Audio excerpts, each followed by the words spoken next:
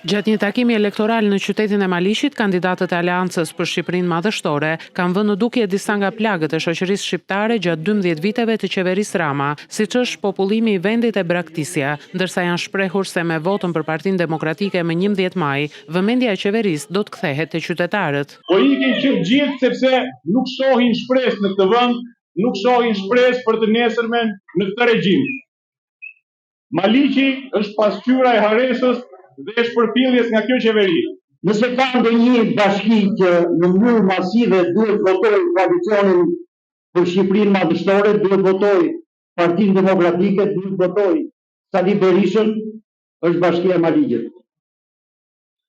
Nga do gjithë shkosh në Shqipëri, pa folën për qarkullën e Koçës, është bashkia më e varfër. Jemi dyfisuar, trefisuar, jemi shtuar ka shumë sa do të ndryshojë ligjin dhe do marrim një rezultat jashtëzakonshëm në 11 maj. Si gjithë të bashkë. Bashkojmë të gjithë për rikthejmë Partinë Demokratike në pushtet. Shpresa e këtyre që janë në pushtet për të vazhduar për qeverisur ka mbaruar, ka marrë fund. Shpresa e këtyre për të dashur për të bërë presion, për të bërë kërcënim është rritur shumë.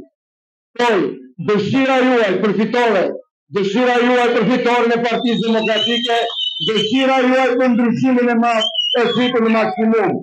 Dhe do të bëja thirrje të gjithë votuesve të partisë së Gerardo, të cilët janë me mira në qarkun tonë, të ndërtosin ndryshimin, të votojnë në një dhe të votojnë në opozitën e bashkuar.